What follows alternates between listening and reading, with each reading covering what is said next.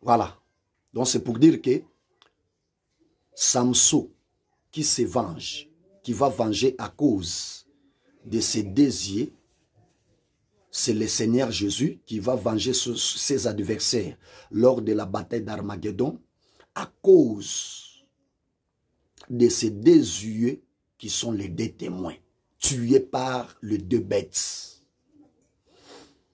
Voyez, c'est pourquoi nous avons dit que gréver les deux yeux, c'est tuer les deux témoins.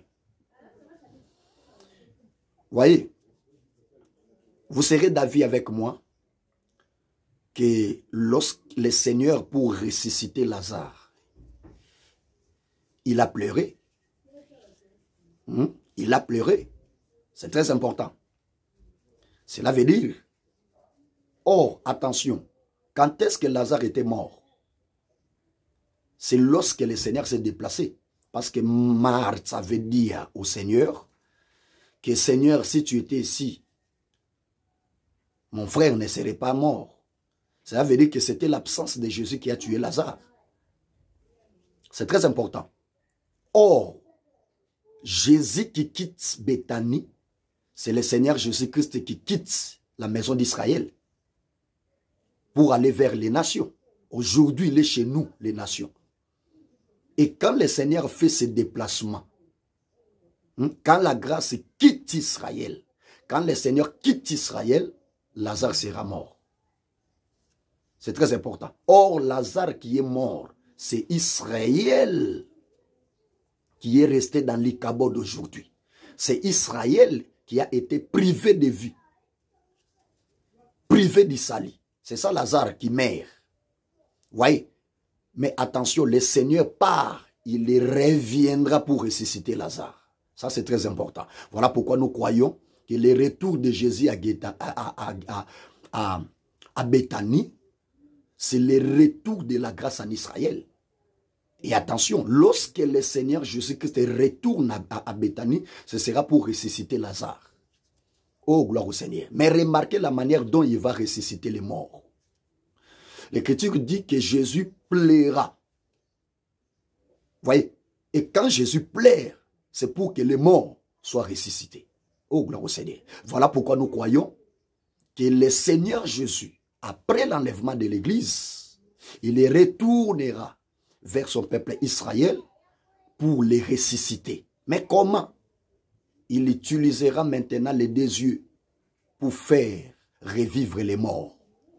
Or, les deux yeux qui va plaire représentent les deux témoins qui vont prêcher la parole à la maison d'Israël pour les faire ressusciter. C'est pourquoi, lorsque l'apôtre Paul est en train de parler sur le salut d'Israël, dans Romains chapitre 11, il dit que ce sera pour lui comme une vie d'entre les morts.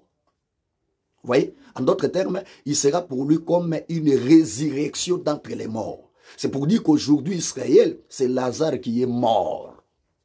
Mais après l'enlèvement, le Seigneur va utiliser ces deux yeux. Ce sont là les deux témoins qui vont plairer, c'est-à-dire prêcher la bonne nouvelle à la maison d'Israël, afin que ce peuple puisse revivre, afin que ce peuple reprenne la vie. Exactement, c'est ça.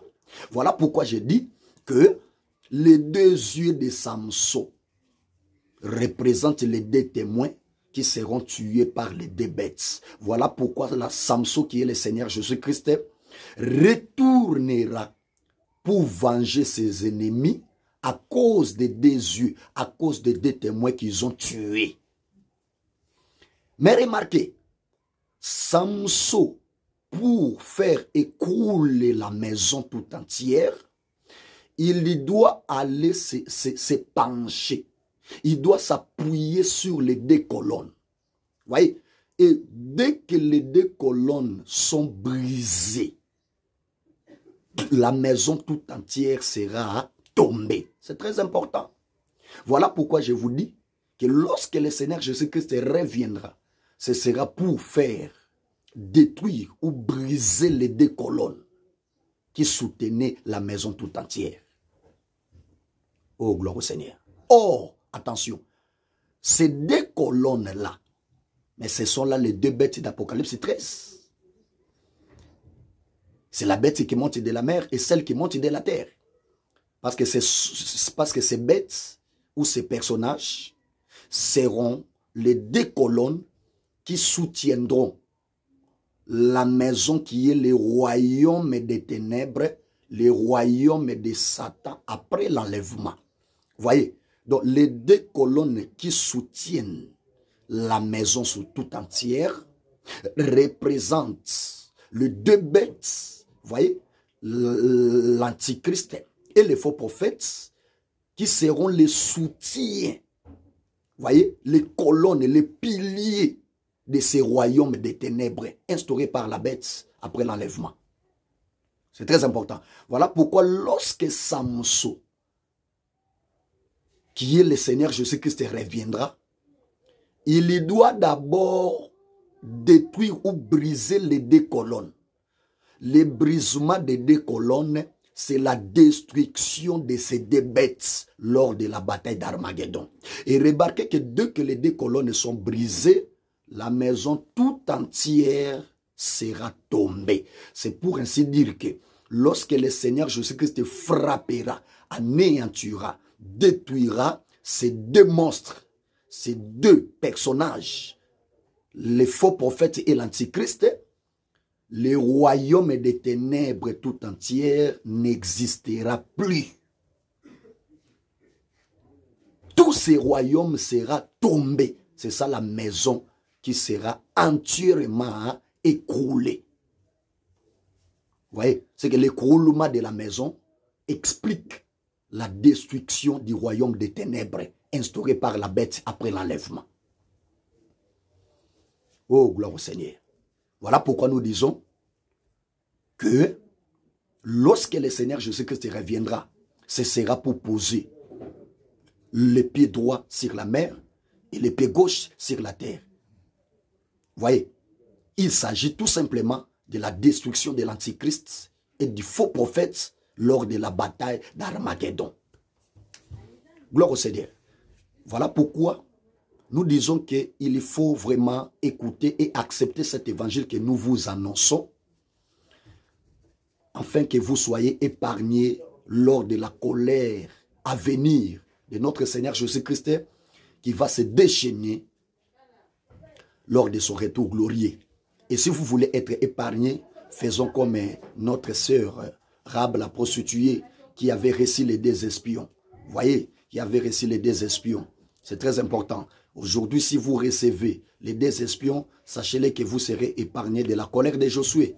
Vous voyez, parce que les deux espions représentent aussi l'évangile que nous vous prêchons. Parce que l'évangile de Jésus-Christ est composé de deux personnes, est composé de deux espions, c'est-à-dire de la loi et au témoignage. Vous voyez, la loi et le témoignage, la lettre et l'interprétation de la lettre, ce sont là les deux témoins.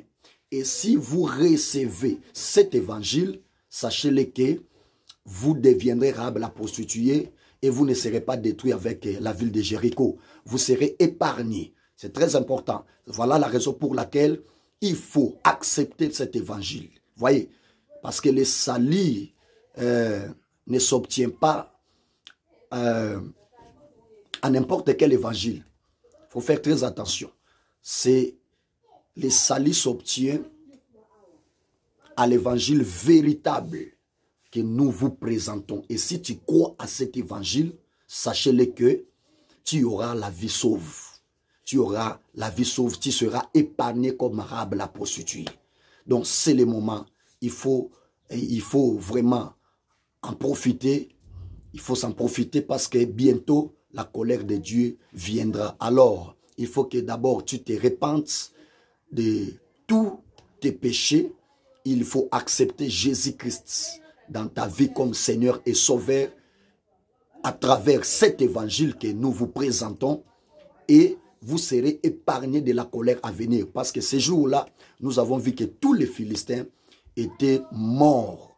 Vous voyez, lorsque Samson va se venger, c'est pour ainsi dire qu'aucun méchant, excusez, aucun méchant sera épargné lors de la manifestation de la colère de Dieu, le Seigneur Jésus-Christ reviendra pour détruire les impies, pour détruire tous les méchants de ces siècles. Alors, c'est le moment d'accepter cette parole, c'est le moment de croire à cet évangile, afin que tu aies la vie sauve lorsque le Seigneur Jésus-Christ apparaîtra. Merci beaucoup, que la grâce du Seigneur soit avec vous, que le Seigneur de gloire vous bénisse abondamment. Je sais que vous êtes là, en train de nous suivre. Vraiment, que le Seigneur vous fasse grâce. Et toi qui n'as pas encore cru à cet évangile, c'est le moment. Tu dois t'en profiter parce que c'est le temps de la patience de Dieu. Le Seigneur dit que, la Bible dit que le Seigneur ne tarde pas dans l'accomplissement de la promesse, comme quelques-uns le croient, mais il use la patience avec vous, ne voulant qu'aucun périsse, mais voulant que tout arrive à la repentance. Donc si tu te répands et que tu acceptes cet évangile du salut, sachez-le que tu auras la vie sauve lorsque le Seigneur Jésus-Christ viendra détruire les méchants de ce siècle. Que la paix du Seigneur soit avec vous. Nous vous demandons juste de vous abonner massivement sur notre chaîne YouTube, Prophète Benjamin Mopanga. C'est ça notre chaîne. Abonnez-vous massivement pour suivre dans l'intégralité cet enseignement. Voilà, je crois que la séance prochaine, nous allons aborder maintenant le mystère des 7 tonnerres. Vous voyez, nous allons aborder encore un sous-thème très capital sur les 7 tonnerres. Donc, abonnez-vous massivement pour suivre vraiment cet enseignement. Que le Seigneur de gloire vous bénisse. Merci.